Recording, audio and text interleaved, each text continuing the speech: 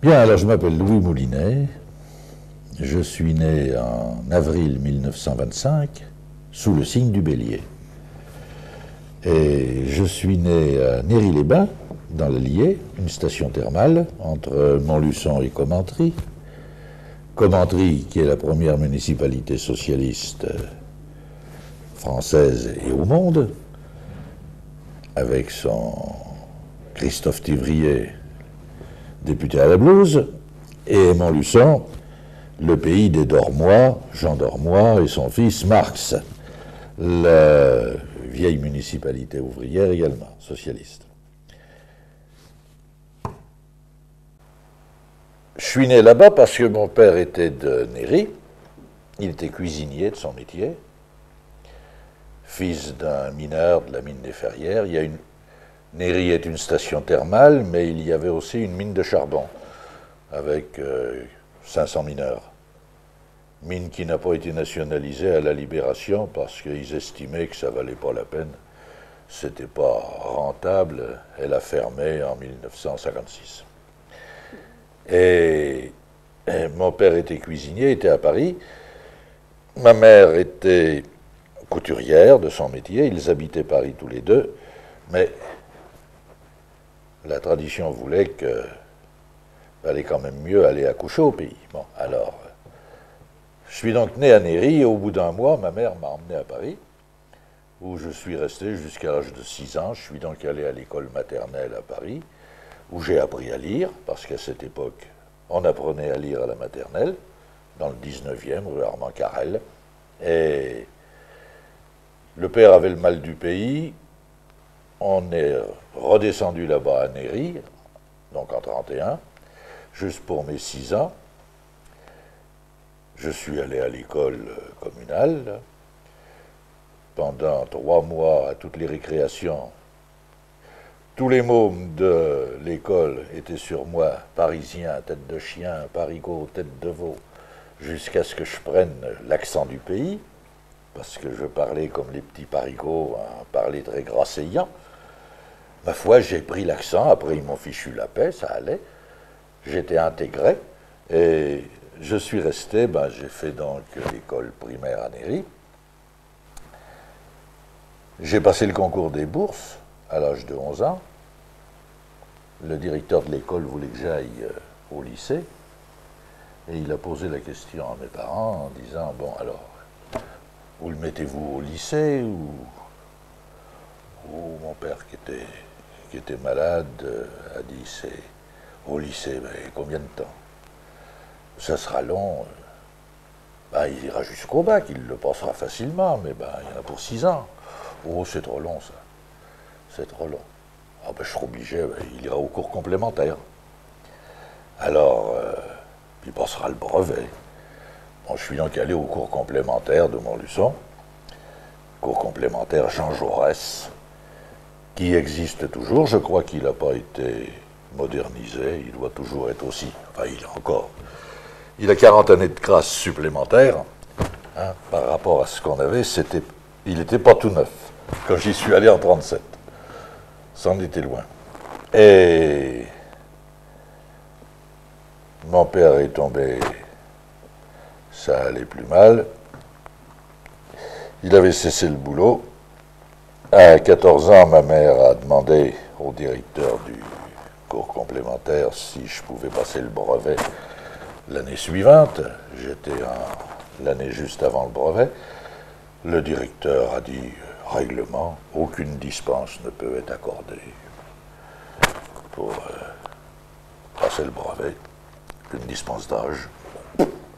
Alors elle a dit, il arrêtera cette année, et je suis donc allé en apprentissage, après être allé au centre d'orientation professionnelle, où l'orienteur a dit, il y a 3 écoles d'apprentissage, avec un concours.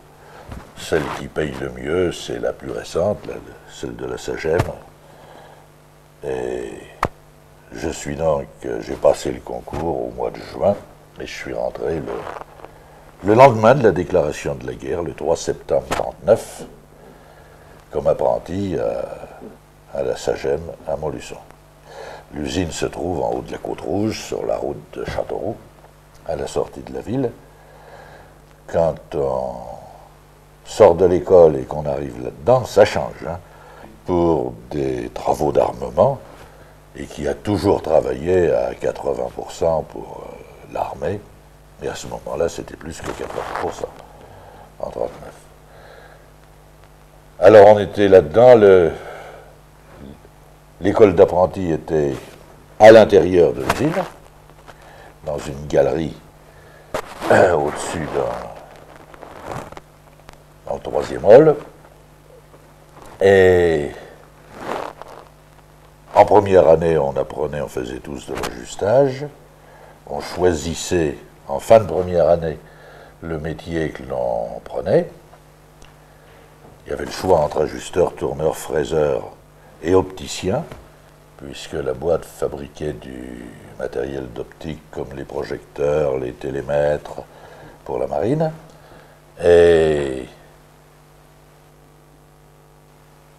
les 2 années suivantes, on apprenait donc le métier et on préparait le certificat d'aptitude professionnelle qu'on passait au bout de 3 ans. J'ai pris le métier de tourneur parce que, ajusteur, j'arrivais bien à limer droit, mais enfin, il fallait vraiment que je m'y applique. Alors, je préférais le tour au fraisage. Le fraisage, ça me paraissait, cette fraise-là, ça paraissait plus dangereux. Bon. Juin 42. Ça devait être...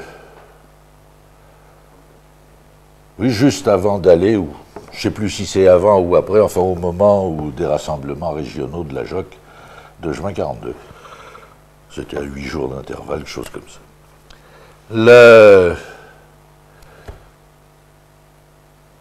Alors, petite anecdote, on gagnait apprenti en 39, première année, c'était 1 franc 50 de l'heure. Hein. Pour bien vous montrer comment fonctionne, enfin, un détail sur le fonctionnement de la boîte, c'était de l'apprentissage sérieux, étant donné qu'il y avait les cours théoriques et compagnie, et de la gym, et on avait même du jardinage, puisque, comme l'usine était en dehors de la ville, à la sortie de la ville, il y avait des jardins ouvriers qui étaient avec, et pour les apprentis, il y avait des petits morceaux de terrain, à peu près 50 mètres carrés. Chacun avait son lopin de terre et le travaillait à raison de 3 heures par semaine. Oui. C'était le chef jardinier de l'usine qui servait de moniteur et qui apprenait. Il y en avait certains qui habitaient en plein centre de Montluçon qui n'avaient pas de jardin et qui ne connaissaient rien. Alors ils apprenaient au moins à semer de la salade ou des poireaux, etc. Et puis à pêcher le terrain. Et ensuite, on ramassait et on emportait chez soi les légumes qu'on avait fait. C'était pas mal d'ailleurs comme détente, parce que quand on était là, on sortait de l'atelier, on allait au moins dans la nature.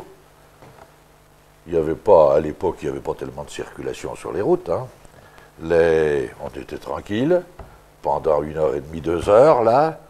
Ça faisait un effort physique en même temps. C'était pas bête comme affaire. Je ne sais pas s'ils l'ont... Enfin, non, maintenant ils l'ont pu continuer. Il n'y a plus d'école d'apprentis. Elle a été supprimée dans les années 60.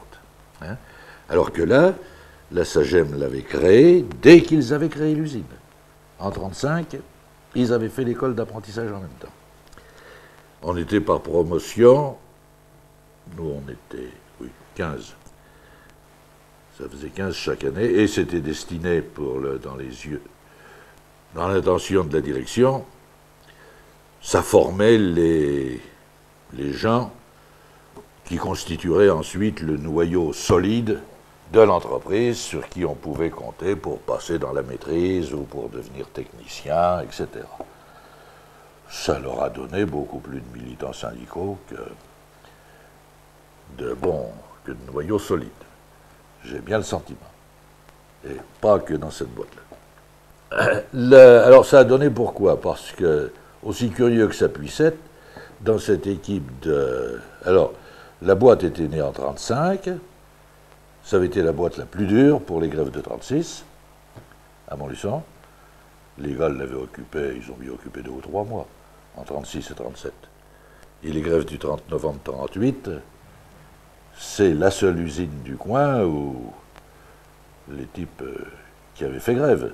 Les non-grévistes avaient essayé d'enfoncer le piquet de grève en y allant tête baissée. Il avait fallu appeler les gardes mobiles, etc. C'est comme il n'y avait pas de CRS à l'époque, hein, ça avait châtaigné dur. Et il y avait eu un paquet de militants cégétistes qui avaient été licenciés immédiatement après le 30 novembre. Hein. Le leader cégétiste de la SAGEM s'était d'ailleurs retrouvé, comme il était communiste, arrêté et interné après en septembre 1939, au même titre que les députés communistes ou militants communistes les plus connus. Hein. Et c'est lui d'ailleurs qui, à la Libération, est revenu comme secrétaire de l'Union locale CGT, hein, Antoine Vigneault. Je ne sais pas si tu l'as mis sur le métron, mais c'était pas un Molusonnais d'ailleurs, c'était un Lorrain qui était arrivé à Molusson. Et dans cette équipe d'apprentis, il y avait un paquet de jossistes. On était bien dans mon équipe de 15. On était combien? 4. Ouais. L'année d'avant, il y en avait 2 ou 3. Tout simplement parce que bon, c'était le recrutement, comme c'était un concours, se présentaient, ma foi, les gars qui avaient entre 14 et 16 ans. Et c'était, je vous ai dit, l'école d'apprentis qui payait le mieux. C'était 1,50 franc de l'heure, les autres devaient payer la moitié. Ça ne payait pas 1 franc de l'heure, les autres. Et à la sortie, 3e année, on était à 3 francs, oui. Puis après, on passait compagnon à 7 francs. En devenant, une fois passé le CAP et passé le contrat d'apprentissage terminé. Pendant la guerre, les prix sont quand même restés à peu près stables. C'est après la guerre que ça a été vite en V que ça a changé. Alors,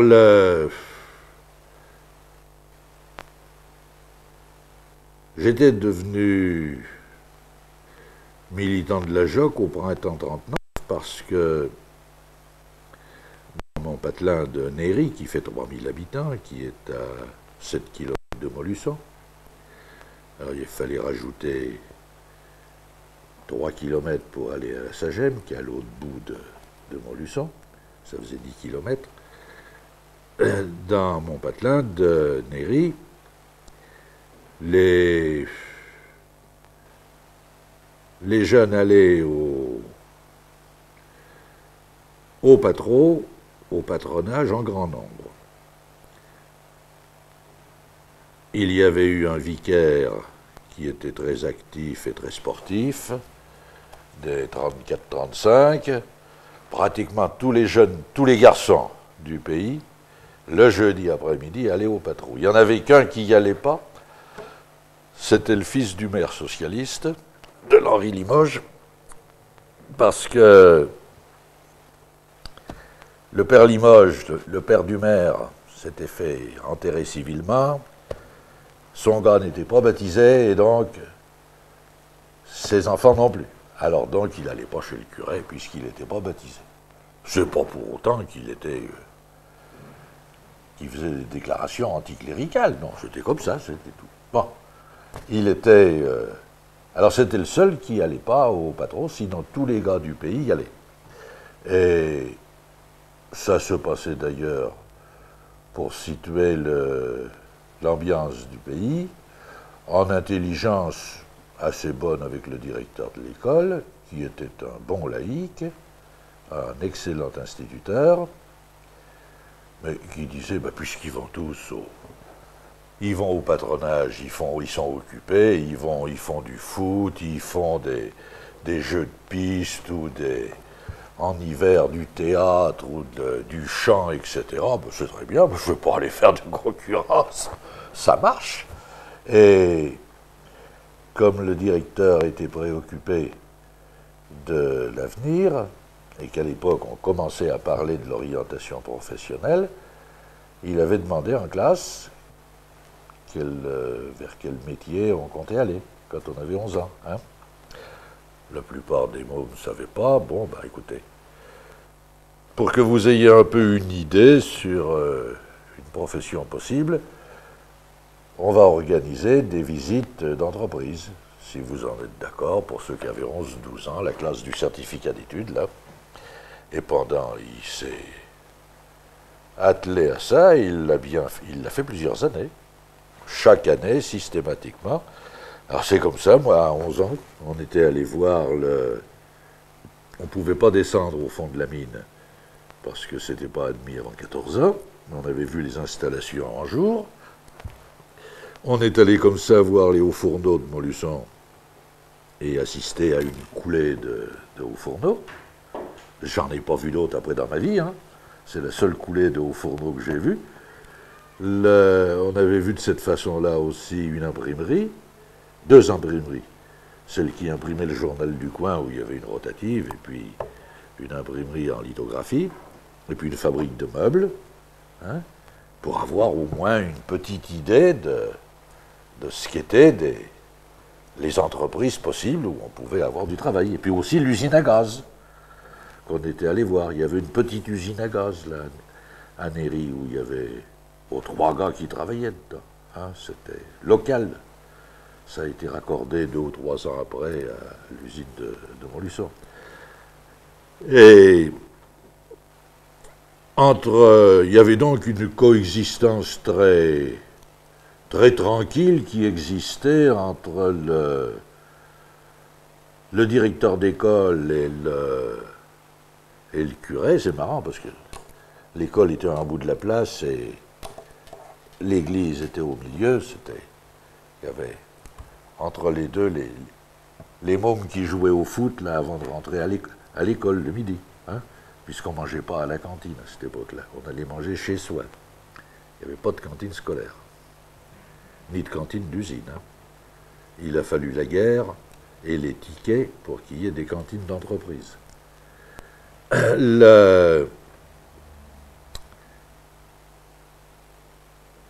Il y avait eu en 1937 une partie, les plus âgés de ce patronage, étaient allés au congrès de la JOC de 1937, puisque tout le monde en parlait, ça serait une grande chose, etc. Bon, ils ont dû y aller, je ne sais pas, 4 ou 5, avec le vicaire. Et en 1939, bon, ben, est-ce qu'on démarre une section de la JOC? Il y en avait qui voulaient bien le faire, le vicaire avait changé, bon. Au printemps 1939, les premières réunions ont commencé. Et la section commençait à se réunir, à fonctionner. Quand la guerre s'est déclarée, le vicaire est parti, qui faisait l'aumônier, s'est retrouvé mobilisé, n'a pas été remplacé. Alors qu'est-ce qu'on fait? Bon, il a continué quand même, qu'on avait commencé. Les dirigeants fédéraux de Montluçon étaient montés. À Montluçon, c'était le même problème. L'aumônier fédéral était aussi mobilisé, était parti, il n'y avait personne pour le remplacer. L'Allier n'est pas un département où il y a trop de clergé. Dans le Puy-de-Dôme ou le Cantal, il y en a plus en proportion. Hein? Mais l'Allier, ça a toujours été un peu mécréant. Et c'est comme le Berry. S'est retrouvé mobilisé avec la classe 40 premiers contingents, les 3 premiers mois qui sont partis, là, janvier, février, mars. Et qui devait le remplacer? Je ne sais pas, en ayant discuté les uns les autres, il a estimé que c'était moi qui étais le plus régulier à ces réunions, bon, et le plus assidu. Hein. Il faudrait que tu me remplaces, j'avais 15 ans. Si les autres n'étaient pas... Ils étaient bien d'accord que Vas-y, fais le travail. Bon hein. Et je me suis donc retrouvé à 15 ans président. Bon. Est arrivé la débâcle. Juin 40. Et pour le programme d'armement, les horaires étaient les suivants. Pour les ouvriers, c'était 11 heures par jour, 6 jours par semaine. Ça faisait donc 66 heures de boulot. En commençant, comme il y avait 2 heures pour manger le midi, ça faisait donc commencer 6 heures moins le quart le matin, jusqu'à 11h15, et de 13h15 jusqu'à 19h, jusqu'à 18h45 le soir. On prenait le quart tous les matins, là, à 7h du matin, c'est le quart ouvrier toujours. Et les gars plus âgés, ceux qui avaient à 17-18 ans, on dort à point fermé, hein, on ne se réveille pas, faudrait qu'il y ait, hein, même un bombardement ne vous réveille pas, c'est pas vrai. Quand ils sont venus bombarder Montluçon, ça ne me réveillait pas. Il a fallu que ma mère me secoue comme un prunier pour que j'ouvre un œil. Hein. Mais les compagnons qui avaient 40 ans arrivaient le matin et disaient, dis donc, t'as entendu cette nuit, là, à 3 heures du matin, il y a encore des avions qui sont passés. Effectivement, les Anglais allaient bombarder régulièrement Milan, Turin, et passaient soit à l'aller, soit au retour, au-dessus de Montluçon. Souvent, c'était au retour. Alors, une fois, en passant au retour, comme ça, c'était en 1943, en juillet. Là, il y a eu un zinc piloté par des Canadiens qui avaient attrapé de la DCA, je ne sais pas, un peu plus loin, peut-être au-dessus de Saint-Étienne ou quelque chose comme ça. Le type a essayé de se poser en pleine nuit près de Montluçon, dans un champ, et puis il s'est posé, mais enfin, il y a eu la moitié de l'équipage qui était mort, et il y avait quand même 3 survivants. Et alors là, la résistance était organisée parce que les gendarmes ne sont allés s'occuper de cet avion tombé là dans les champs qu'une fois que la résistance a eu enlevé les 3 gars qui étaient encore en vie, hein, les 3 aviateurs, et ils ont juste trouvé le pilote qui était tué et un deuxième qui était quasiment mourant, quoi, un Canadien. Et une fois après avoir vu ça, alors, seulement à ce moment-là, ils ont prévenu les Fritz, hein, qui avaient occupé. Bon. Et les Allemands ont emmené les gens à l'hôpital de Montluçon, quand même, avec sous garde militaire. Ce Canadien blessé est mort très rapidement. C'était un samedi. Et ils ont décidé qu'il y aurait les obsèques le lundi, mais en catimini. Et des infirmières ou Toubi ont prévenu quand même discrètement que l'enterrement avait lieu le lundi, à 4 heures de l'après-midi. Malheureux. Cet après-midi-là, les usines se sont vidées. Il y a eu 10 000 personnes dans le cimetière. Hein? Et qui avaient emmené des fleurs. Mais pas empêcher des gens quand même d'entrer avec des fleurs. Le détachement allemand qui était là était bien emmerdé. Ils ont enterré le gars, ils avaient déposé une gerbe, et puis ils pouvaient quand même pas rester pendant 1 heure ou 2, hein. Et il y avait tout de suite à peu près une 50aine de soldats, pas beaucoup plus. Alors, et vous n'allez pas tirer contre des gens qui ont des fleurs à la main, dans un cimetière. Ils sont partis, les gens, bien sûr, ont massacré la gerbe des Allemands, hein, et ont déposé leurs fleurs. Il y a eu un petit laïus. Bon, c'est.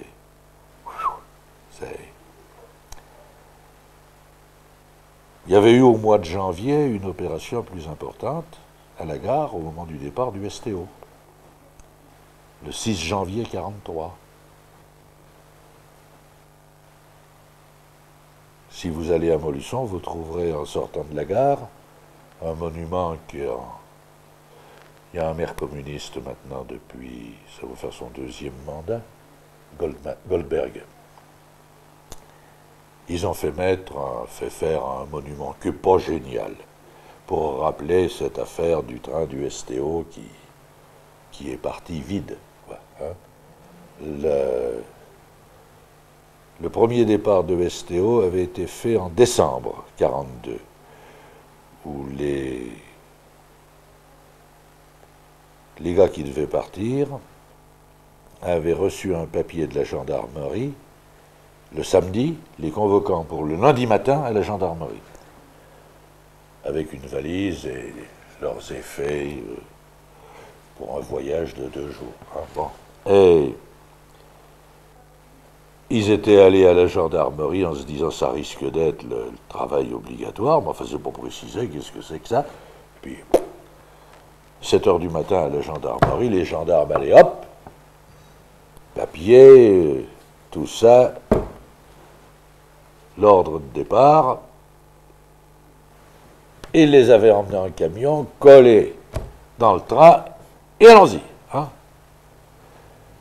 Le deuxième départ, est-ce que c'était pas le même responsable qui avait organisé ça? J'en sais rien. Ils ont trouvé moyen de dire, au lieu d'aller à la gendarmerie, rendez-vous à la gare directement, à 2 heures de l'après-midi. Alors là, le rendez-vous, les gars y étaient avec leurs valises, ils étaient 300 ou 350, mais il y avait, là encore, les usines étaient vides. Hein. L'après-midi, il n'y avait pas grand monde qui bossait. Et il s'est retrouvé au moins 400 ou 5 000 personnes qui ont envahi la gare et qui ont dit aux gars, vous n'allez pas partir. Bon. Ils ne savaient pas trop. Mais... Là, j'aime mieux vous dire que, enfin, ils pouvaient quand même pas à 100 liquider 3000 personnes comme ça direct. Hein. Bon. Ça a quand même mis quelques minutes pendant lesquelles les gens ont dit aux requis qui étaient là, allez les gars, tirez-vous, hein, dépêchez-vous. Si bien que tout le monde s'est parti éparpillé, il en est resté dans le train 7, je crois, 7 ou 8. Là d'attendre, les types ont dit on y va, quoi. Il devait y avoir 2 ou 3 mitraillettes pour tout ce convoi. Et à 3 heures du matin, ce convoi est tombé à Gia, dans le Puy-de-Dôme, pas loin du Mont d'Or, sur une colonne allemande de fantassins qui s'en allaient en manœuvre et qui se sont trouvés nez à nez avec ces autocars. Alors, ma foi, ça n'a pas été beau. Il y a eu 50 morts des gars de Montluçon. Là-dedans a été tué le gars qui était le secrétaire du syndicat CFTC à l'époque, qui aurait dû être le leader à la Libération, un type qui travaillait à la compagnie d'électricité, qui a été tué là. La JOC était mouvement d'action catholique, et l'ensemble de l'épiscopat avait quand même vu avec beaucoup de bonheur l'arrivée de Pétain. Hein? Et s'il y avait à la JOC, s'il y a eu des gars qui ont eu des positions très résistantes, comme par exemple les gens de Brive, hein, puisque le 17 juin 1940, la veille de l'appel de Gaulle, dans les rues de Brive, a été distribué un tract appelant à la résistance et à continuer la guerre, avec tout ça fait avec des citations de Péguy. Hein. C'est les gars de la JOC qui l'ont distribué. Il avait été pondu par Michelet, hein, et c'était distribué par Michelet, l'abbé Monéger, qui était l'aumônier de la JOC, André Denis, qui était permanent de la JOC, Georges Mamie, et leurs copains. Hein. Ils se faisaient engueuler par les réfugiés, d'ailleurs, qui disaient qu'est-ce que vous voulez encore vous battre? Vous vous rendez pas compte, regardez où on en est. Bon, hein. Voilà. Mais ça, c'était... Il n'y en a pas eu beaucoup comme ça, hein. Faut pas se tromper. Et si les gens de la Savoie et de la Haute-Savoie ont été résistants à Touberzingue en 43-44, est-ce qu'en 42 ils l'étaient aussi?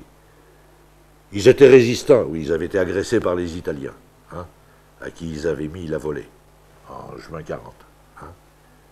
Ils n'avaient jamais accepté d'avoir été obligés de livrer leurs canons aux Italiens, hein, parce que la convention d'armistice les avait obligés. Ça suffisait pour que... Mais c'est pas pour autant qu'il fait dire tous que Pétain était un vieux schnock, hein. Attention, hein. Il suffit de lire les mémoires des officiers qui ont fait la résistance en Savoie et dans les Alpes, qui vous parlent encore maintenant avec beaucoup d'émotion du maréchal, hein. C'est... Vous savez, c'est... Alors, c'était pas simple, hein. Et alors, je vous dis, sur le plan de Montluçon, c'est pas des choses qui faisaient le fait que c'est un vieux coin socialiste, bon, que Dormoy a été arrêté, emprisonné et assassiné, bon, là c'était clair, hein. Mais compte tenu du rapport, le rapport des forces, hein, et tout, les choses n'ont basculé, disons, militairement, sur le plan du conflit, qu'à l'automne 42, quand en novembre 42, quand les Américains ont débarqué en Afrique du Nord, que Montgomery a gagné El Alamein, et que les Russes ont gagné Stalingrad. Là, ça a basculé. Et l'opinion a, du coup, a dit, bon, bah, on voit, il y a une issue, hein, bon. Mais avant, en juin 42, vous savez, c'était encore la splendeur de l'Allemagne, hein. Allez-y, allez-y. Je voudrais savoir comment votre passage à la résistance s'est effectué. Est-ce que ce sont les résistants locaux qui sont venus vous chercher? Est-ce que c'est vous, l'organisation de jeunes locales, qui avez eu des contacts avec eux? Comment ça s'est passé? Oh ben ça s'est passé alors là tout simplement, vous savez. Les gens de la résistance locale, dès qu'il a été question en 1943 de pouvoir faire quelque chose, vous avez eu ce qui se passe dans la vie politique maintenant, chacun s'efforçant de marquer des points et d'essayer de se placer en vue de la libération, hein, à partir du moment où la libération devenait quelque chose de visible, quoi, hein, et c'était plus un mythe. Et comme la JOC faisait un peu le poids, je sais qu'on a fait, en fin 43, on avait monté une pièce de théâtre là, pour faire un peu d'argent et envoyer ça faire des colis pour les copains qui étaient au STO. Et j'avais fait un petit laïus, moi, en disant que c'était pas les gars disant que c'était des déportés du travail, qu'ils avaient été déportés, etc. On a eu applaudissements à tout casser dans la salle, hein. Et les copains qu'on applaudit, c'est ceux qu'on a tous retrouvés au FTP après, hein. C'était l'équipe des gars du PC qui était venue. Mais ils ne sont pas venus vous dire après qu'ils allaient faire des FTP, hein. Oh, et oh, c'était eux qui les menaient. Bon, une fois que ça a été organisé, ils ont dit, venez si vous voulez vous engager, hein.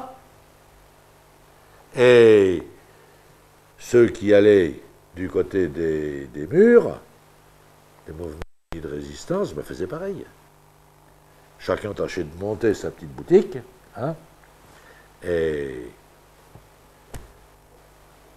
de récupérer du monde. Vous en aviez conscience qu'il y avait plusieurs possibilités?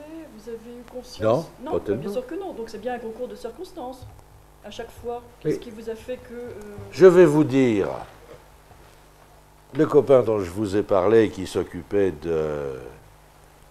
qui était à la mairie, qui distribuait les cartes d'alimentation, que j'ai aidé la première fois où il les a fait. Il est venu, il était à la section, je sais, c'était un très chic militant, Jean Ségard. Il était resté après à la mairie, il s'occupait du service du ravitaillement, hein, et donc des distributions des cartes d'alimentation tous les mois. C'est seulement à la Libération qu'il m'a dit que dès 41, vous entendez bien, hein, dès 41, dès qu'il y a eu l'ordre de mettre le cachet juif sur les cartes d'identité des juifs. Hein. On avait, à Néry, récupéré un certain nombre de juifs repliés de Paris, qui étaient venus se réfugier là-bas. Un certain nombre ne voulaient pas qu'on leur mette le cachet juif sur la carte d'identité. Ils ne pouvaient plus avoir de carte d'alimentation. Il leur a donné tous les mois des cartes d'alimentation. À 50. On était dans une commune où il y avait 5000 personnes, c'est tout, hein, avec des réfugiés. Personne n'en a jamais rien su. Et je vous dis, lui-même, on était pourtant copains, et tout. Il me l'a dit qu'une fois, il m'a dit, je ne pouvais pas te le dire avant la libération, qu'est-ce que tu veux? Si j'avais été, car, tenez-vous bien, à la libération, quand ça s'est su qu'il avait non seulement qui filait des cartes, mais qu'il y en avait d'autres qui faisaient passer pour le maquis et compagnie. Hein. Et il en donnait quelques-unes aussi aux copains. Hein. Bon. Hein. Il y avait le copain boulanger qui nous filait des cartes de pain, lui, il filait des... Bon. Son chef de service, le secrétaire de mairie, a trouvé moyen d'aller dire « Qu'est-ce que c'est ? Il prétend avoir fait de la résistance. Oui, il a gagné de l'argent avec ça. Il les vendait, ces cartes. Il y en a qui me l'ont dit, etc. » Il a fallu aller trouver le type et lui dire « Tu arrêtes ou on te casse la gueule, hein ?» Espèce de vieux salopard. On ne savait rien. Et s'il avait été piqué, ça, effectivement, il aurait plus que dérouillé, hein. Ça s'est pas passé comme... Il y avait effectivement... Non, mais ça c'est pas ce que je dis du tout. Hein. Je pense que simplement c'était... Ce que je cherche à comprendre, c'est comment vous aviez conscience de ce qui se passait. C'est ça ma question. Plus ou moins bien. Je pense que quand on était jossiste, bon, on était amené à... Bon, etc. C'est ça que je cherche. Normalement, on aurait dû savoir. Mais vous savez, ceux qui se sont réunis pour constituer l'équipe qui a fait le comité local de libération, on ne savait rien. Ce comité local de libération, moi je l'ai vu le jour de la libération, les gars qui étaient là, qui occupaient la mairie, et qui ont dit... Parce qu'il devait être tout de suite à peu près 8 ou 10. Hein. Alors on avait dit, j'avais 19 ans, moi. Les autres, c'est des types qui avaient 30, 40 ans. Ils n'allaient pas s'occuper de mouflets, là, de nos âges. Quand on a cet âge-là, 18, 19 ans, on est bon pour de la chair à canon. Ça, d'accord. Hein. Pour militer dans un parti politique, pour aller coller des affiches ou distribuer du papier. Hein. Et là, à l'époque, c'était bon pour aller. Vous pouvez faire le commando, tout ce que vous voulez. Mais on ne va pas vous chercher, vous mettre dans le coup pour des décisions, hein, des réunions. Ça n'existe pas. On peut faire comme Guy Moquet, vous voyez, être le martyr de... Hein? Mourir en martyr, mais... Le pauvre, il n'a rien fait, il a été ramassé. Ben oui, c'est tout. Ben oui, c'est bien. Concours de circonstances abominables, absolument. Ben oui, mais c'est tout. Vous savez, c'est pas... Alors, c'est ça la période de la guerre qui, à mon avis, est ce qu'il y a de plus dramatique. C'est que vous avez vraiment le sentiment, écoutez, à la libération, moi j'ai eu le sentiment d'être comme emporté dans une espèce de machin. Le jour de la libération, écoutez, c'était vraiment le monde, le cul par-dessus tête. Les gendarmes étaient dans leur gendarmerie terrés. Ils ne sont pas sortis, vous entendez bien, de leur gendarmerie pendant 15 jours. On n'avait pas de bagnole. Il nous faudrait bien au moins des vélos. Qu'est-ce qu'on peut faire? Ah, il faudrait 2 vélos au moins pour faire des coursiers, quoi. Bon. Alors, qu'est-ce qu'on fait? Ah, il y en a un qui a eu, en discutant comme ça, il y en a un qui a eu l'idée, mais qui a dit, dis donc, mais il y a 15 jours, le maire avait demandé, là, à tous ceux qui étaient volontaires pour prêter leur vélo de signaler à la mairie, pour au cas où la défense passive ou les autorités en auraient eu besoin. Faut qu'on prenne cette liste. Alors on va à la mairie et on voit qui? C'était la fille du pharmacien qui jouait de l'harmonium à l'église. Hein? Et puis, un autre, je crois, c'était le fils d'un hôtelier qui s'était mis en tête pour prêter leur vélo. Alors, on a dit, bon, ben, pas d'histoire. Bon de réquisition, hein. Et puis c'était le gars, donc, le lieutenant qui commandait les milices patriotiques, a fait le bon de réquisition, signé, pour aller chercher le vélo. Puis qu'est-ce qu'il y a été? Eh bien, c'est moi, le jossiste, avec le copain Ségard, on est allé chez le père Martin, dont la fille jouait de l'harmonium, à l'église, chercher le vélo. Et vous aviez les unités FFI qui étaient cantonnées dans Néry, comme il y a des hôtels. Il y avait 3 hôtels qui avaient été réquisitionnés, 2 compagnies FFI, une compagnie FTP. Il y avait le problème des... Alors ils étaient là-dedans, mais il fallait quand même du monde pour faire la croûte. Le dimanche matin, 11 heures, à l'heure de la sortie de la grand-messe, une traction avant, avec des FFI dedans, menée par un gars du pays, Forgette, qui avait fait la guerre en 39, hein, 39-40, où il s'était très bien battu. Hein. Et, mais deuxième classe. Hein. Et il s'arrête à côté du bureau de tabac, qui était situé à 100 mètres de la gendarmerie. Il rentre dans le bureau de tabac, où le patron était très pro-collabo. Il n'avait pas vendu de type aux Allemands, mais enfin, vous aviez toujours Signal sur sa table, et il baratinait, bon. Ils viennent, ils disent du tabac, on a besoin de tabac. Alors un sac, les gars ressortent avec un sac de tabac sur le dos, s'en vont dans la bagnole. Pendant ce temps, la femme du patron, je ne sais pas, téléphone à la gendarmerie, les prévient. Les gendarmes sortent, regardent, et puis l'adjudant qui commandait le poste, cet animal, voit le gars avec le sac, il se précipite, il dit de quoi il vole? Alors, la voiture a bien démarré, mais l'adjudant a tiré, et il a d'une part crevé une roue de la bagnole, et puis il y a eu un gars de blessé à l'intérieur. Eh ben mon vieux. Alors, les gendarmes n'ont pas couru après l'attraction, hein. Ils n'ont pas cherché à ramasser cette équipe du maquis. Ils auraient pu, s'ils avaient voulu. Mais comme il y avait un gars de blessé, l'adjudant a été averti que valait mieux qu'il se tienne tranquille. Sans ça, ça pourrait lui faire mal.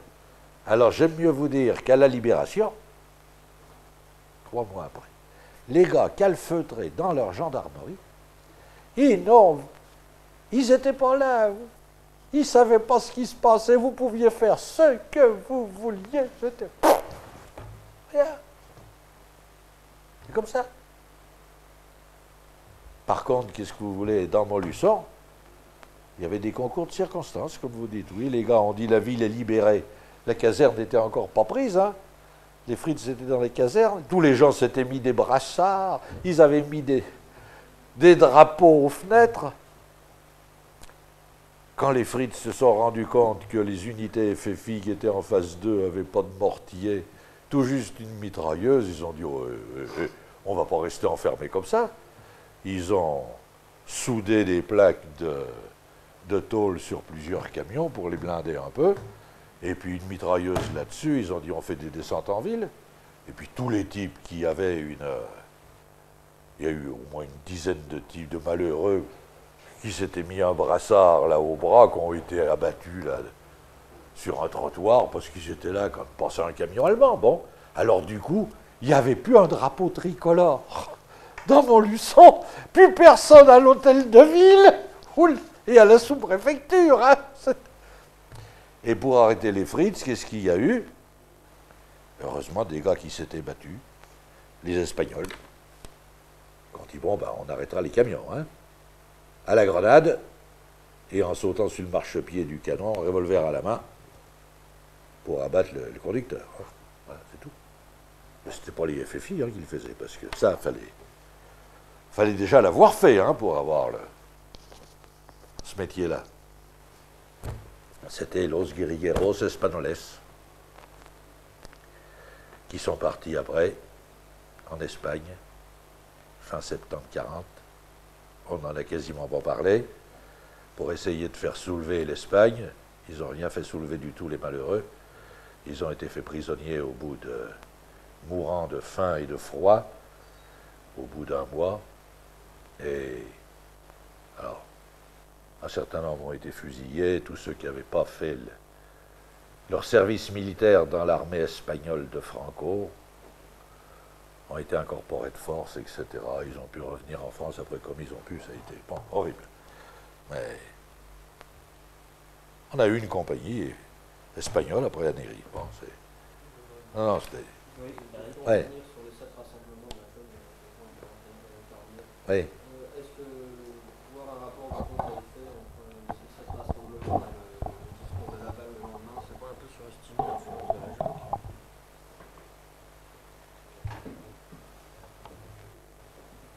Vous y voyez un rapport de cause à effet très, très net. Ah ben, je te garantis que le lendemain, quand tu as eu le discours du Pierrot Laval, on avait le sentiment, tu vois, le dimanche soir, quand on rentrait de Limoges, qu'on avait fait une grande chose, on avait montré qu'il y avait du monde, etc. Le discours de Laval le lendemain, dis donc, ça te remettait devant la sinistre réalité. Hein. Je veux la victoire de l'Allemagne, il disait. Bon, et il faudra aider les Allemands et aller y bosser. C'est plus... Bon, et que faire, hein, c'est tout. Bon. En fait, le discours de Laval, c'était une désillusion par rapport à l'euphorie de la veille, mais je veux dire, c'était pas lié, quoi. C'était aussi directement. C'était pas une réponse à la JOC, quoi. C'est-à-dire, d'ailleurs, comment penses-tu que Vichy a ressenti ces rassemblements? Ah, sûrement pas bien. Ils les ont pas bien ressentis, hein. Parce que te fais pas d'illusions, ils avaient insisté pour qu'il y ait un portrait de Pétain dans chaque rassemblement. Il y en a dû avoir un au rassemblement de Lyon. Il y a des gars qui ont assez gueulé, hein. Mais à Limoges, ailleurs, il n'y en avait pas, hein. C'était pas quand même. C'est pourquoi le vieux est allé après en pèlerinage au puits. Là, c'était bien mieux. Là, ça chantait Maréchal Pouvoila, puis il était là, le vieux. Tu vois? Il avait un soutien populaire. Hein? C'était par un concours de circonstances malheureux, pourrait-on dire. Hein? C'était tout bonnement la guerre mécanique, hein, que Rommel et Guderian nous avaient infligée à Sedan. Hein? Mais pour se sortir du merdier dans lequel était le pays, j'aime mieux vous dire, ça a été un concours de circonstances assez aléatoire, et il y a eu... Qui prévoyait qu'un général de droite... Le concours de circonstances, c'est pas la négation de l'histoire. Ça veut dire, dans ce cas-là, qu'il n'y a aucune dynamique qui est condamnée. La guerre, l'échec de la guerre, c'est l'échec de la guerre d'un processus. D'accord. Mais même de toute façon, il doit y avoir une logique quand même dans ton itinéraire. Qui pouvais-tu prévoir une logique qu'un général de droite, d'Action française, comme De Gaulle, dise je démissionne, enfin non pas je démissionne de l'armée, mais pratiquement je déserte, je vais en Angleterre. Est-ce qu'il était envisageable que dans cette période 1939-1940, tu deviennes jeune socialiste ou jeune communiste? Est-ce que des influences, est-ce que la rencontre dans ton atelier d'un groupe de jeunes communistes aurait pu t'amener, ou est-ce que tu sens déjà des réactions d'abord en 40... 39, non. D'accord. En 40, j'admets qu'il ne pouvait pas y en avoir dans ton atelier, que c'était plus compliqué. Encore que... Non. Mais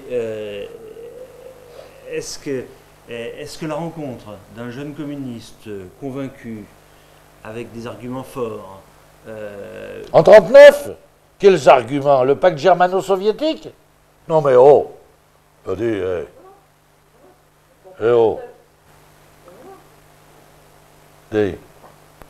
Non, écoutez, moi quand j'emploie cette expression-là, c'est qu'on cherche, c'est une expression toute façon, je vous ai dit que j'étais un petit peu provocatrice parce que je cherche à comprendre Ouais. ces organes itinéraires. Et Ouais. ce qui relève des influences, ce qui n'en relève point des choix possibles ou pas, c'est ça que nous cherchons à faire. Oui, oui, d'accord. D'accord. Après, bon, c'est une expression comme ça. Non, mais si vous voulez, de ce point de vue, non, la JOC a été pour moi le moyen, disons, de faire quelque chose. Je ne sais pas si j'aurais pu le faire ailleurs. Mais là, j'ai pu, sans l'avoir cherché. Ils m'ont collé président de la section J6, j'avais 15 ans. Hein. Bon, et... Oui, mais ça on sait j'ai que dans le été... milieu, on ne cherche jamais les fonctions. Les fonctions Et me sont j'ai- attribuées. Et d'avoir eu une responsabilité, ça m'a donné, si vous voulez, l'occasion de me manifester, de faire quelque chose, etc. Que j'aurais sûrement pas fait si j'avais pas eu cette... s'il n'y avait pas eu cette possibilité-là. Si j'avais pas été accroché... Je sais pas ce que j'aurais fait, j'en sais rien. Non, mais ton itinéraire est bien. Le rapport aux responsabilités dans les milieux de la jeunesse ouvrière, quel qu'il soit, il n'y a jamais la volonté d'arriver à la responsabilité. On est poussé vers la responsabilité tout simplement parce que, au contraire, il y a une inquiétude par rapport à une formation, par rapport à une modestie qui est celle des milieux. Et ton épisode sur le comité local de libération est alors vraiment tout à fait significatif. Il a fallu que tu sois plusieurs fois confronté à la possibilité d'occuper la responsabilité pour un jour t'autoriser, ça va être les prochaines interviews qu'on va faire, il y a un moment où tu vas t'autoriser à occuper sa responsabilité et les occuper avec force. Oui. Mais tu es passé par plusieurs... on retrouve ça à peu près dans tous les témoignages de militants de jeunesse ouvrière, qu'ils soient socialistes ou communistes. On ne se fixe pas comme objectif d'être le leader. À un moment où On n'est pas le leader, mais on a des responsabilités. Et on les assume. Oui. Mais Oui. c'est les autres qui vous Et les c'est ont les autres attribués. qui on est mis là où on vous a mis. Oui, oui, c'est vrai, oui. Oui. Mais le fait d'être là, bon, bah c'est... Et le fait de le faire, ça vous donne quand même un peu une raison d'être. Certainement. Voilà, bon. Certainement. Eh oui. Mais c'est vrai que vous n'avez pas évoqué, par exemple, le pacte germano-soviétique. Vous n'avez pas parlé dans votre... Alors que j'imagine... Peut-être parce que tu n'y étais pas confronté directement. Peut-être. Tu n'as Non. pas eu à débattre avec, Ah non. avec des communistes, soit adultes, soit jeunes. D'ailleurs, Non. les communistes qui étaient dans ton coin à Montluçon, ils n'ont pas approuvé le pacte non plus. Ademera, Bon, voilà, tu vois, bon. le député du coin, Jardon, a réprouvé le pacte. Hein? Donc, tu y étais d'autant moins confronté qu'il y avait personne pour le... Sur le moment, il n'y avait personne pour le défendre. Si, il y aurait eu Valigna, mais qui a été arrêté. C'est vrai. Mais Valigna avait été mon prof au cours complémentaire, tu vois. Ah oui. Oui. Mais la Fernande, sa femme, était encore plus militante que lui. Hein. Vous la connaissez?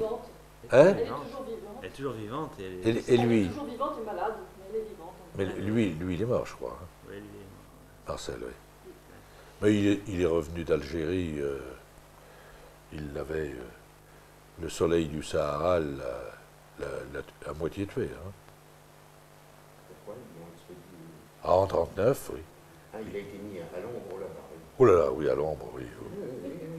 Oui. Une ombre chaude, oui. Il a perdu la boule. là-bas. Il est revenu moitié. Il était prof de français et de dessin au cours complémentaire, tu vois. Il avait beaucoup souffert de ne pas avoir été désigné comme candidat pour la députation. Il y a eu un conflit très très vif. Bah, si, il avait été désigné Il n'a pas été. Il n'a pas été à l'élection partielle. contre Divrier La dernière en élection 36. partielle. La dernière élection partielle, qui est une élection gagnable, Ah c'est oui. une élection qui a lieu en 1939. C'est Jardon qui est élu et on retire à Valigna. C'est Valigna qui devait être candidat. On a retiré l'investiture à Valigna. Il ne l'a jamais supporté. Donc aussi, la souffrance de la guerre est aussi l'aboutissement d'une souffrance qui passait à l'autre. Ça, C'est un autre. Ah, c'est un d'accord, autre d'accord, épisode. d'accord. Fernand de Volignal raconte bien d'ailleurs maintenant le côté dramatique de cette. La Fernande. Alors après la Libération, ça a été la grande patronne, la Fernande, hein, là-bas à Montluçon. Hein. Mais c'est un autre Voilà. épisode et je propose qu'on le. Peuple debout, il faut briser nos chaînes et que l'argent ne fasse plus la loi. Il a chez nous allumé trop de haine. Peuple debout, tu es fort, défends-toi. Prends garde, ami, que tu sois à la mine, au magasin, au bureau, au chantier. On te promet plaisirs et joies faciles. Peuple debout, défends ta dignité.